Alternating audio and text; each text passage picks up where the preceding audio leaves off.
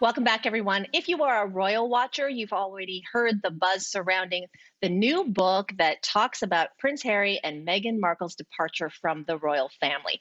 Finding Freedom was written by two veteran royal reporters, Omid Scobie and Carolyn Durand, and has details about the couple's courtship and them stepping down as senior royals. Omid Scobie joins us now. Welcome. Hi, thanks for having me. Let's go deep because we've got a lot to ask you. You are quoting things that, man, only somebody who was standing in the room could know. And in fact, at the back of the book, it says that you spoke to the couple when appropriate.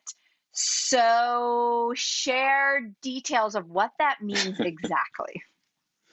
Well, I feel like everyone wants here for a situation in which the couple had cooperated with the book. And unfortunately, that just wasn't the case. We didn't get interviews with them. They had no sight of the manuscripts or really any knowledge of what we were working on other than a book itself. But of course, being part of the royal beat, you do have a front row seat to their working world. And along that way, on royal tours and engagements, you get to exchange words with them as well. So I've had conversations with the couple during the process of writing the book when it comes to the work, like any other royal correspondent. But these are really sort of like small words here and there that are pretty much the standard for royal correspondence on the beat.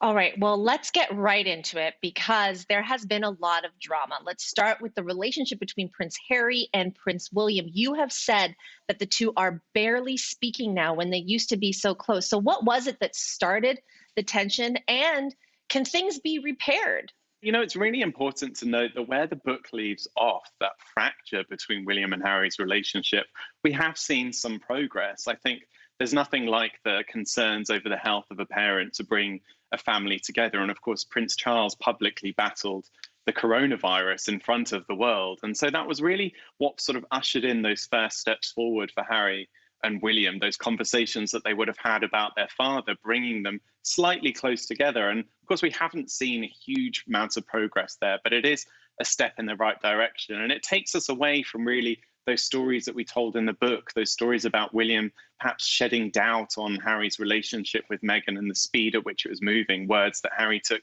incredibly personally. And of course, during those final months as working members of the royal family, the lack of support that Harry and Meghan felt from both William and from Kate, which of course was very evident at that Commonwealth service in March. But we are taking steps in the right direction, so we'll just have to wait and see.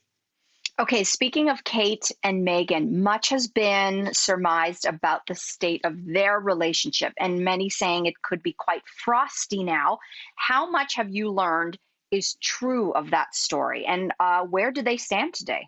It was one of the most interesting things to unpack while writing the book was the true status of the friendship or the relationship between the two duchesses. We saw this sort of dueling princesses narrative emerge in some of the tabloids, and it seemed in reality, when you really looked into the situation, very far from the truth. I think it kind of lent on this sexist stereotype that we often see in the tabloids when two successful women are in the room together, that they obviously have to be at each other's throats. Ultimately, what we saw was fractures between William and Harry prevent the two women from forming that close a bond. But I think we also have situations in which Meghan felt disappointed by some of that lack of support she felt from Kate during the more difficult times. Of course, she went through a particularly tough time with the press during her pregnancy. And for Kate, a former newcomer, I think there were moments where she really hoped that she would be a shoulder of support for Meghan during that time. And unfortunately, it didn't happen. And it's why that friendship, even today, is incredibly cool.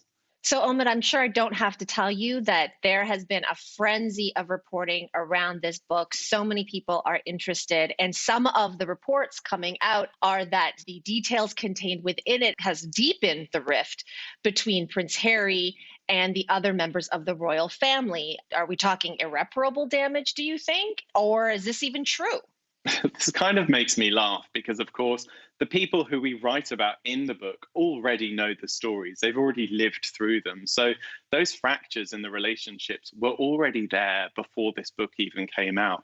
It's for us, the public, to know more about these stories. But for them, none of this is new. I think we've seen a lot of breathless coverage in some of the British tabloids saying that this book might damage the monarchy or worsen relations, when in reality, those relations have actually taken steps in the right direction since the book came out. I think really it's for us to sort of have this even overview of where the couple stand today with their relationships with members of the royal family. That's what we've really taken away from it. But for members of the royal family, this is stuff they already knew.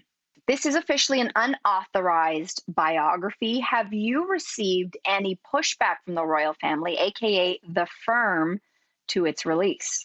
Well, the royal family is famous for their no comment policy. And that's really one of the things that Harry and Meghan were often victims of when they wanted to defend themselves from some of the uglier narratives that were born in the press, some of those that sort of lent heavily on racially insensitive stereotypes or misogynistic or xenophobic commentary. Those were the times when I think that Harry and Meghan really wanted the family to break that no comment policy, and it didn't happen. And as we've seen with the release of this book, it still won't happen. I think we've seen a lot of sort of underhanded remarks from anonymous sources working within the palace. But in terms of the royal family members themselves, they keep their cards very close to their chest. In the book, you quote a senior Buckingham Palace source as saying, quote, Harry and Meghan could have reached a more beneficial agreement to allow them to live the life they wanted if they had handled things in a private, more dignified way.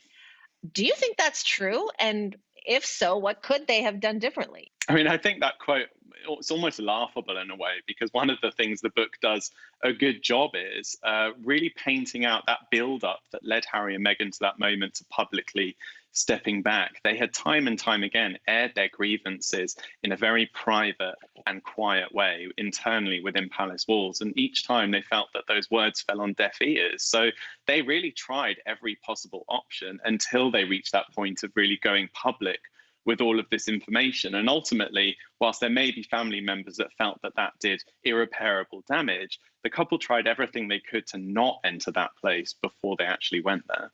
So we know here in Canada that they had moved to Canada, to BC, seemingly looking for a more private life. And then we heard sometime during the pandemic or just before lockdown that they had snuck away and moved to the Los Angeles area and now in Santa Barbara area.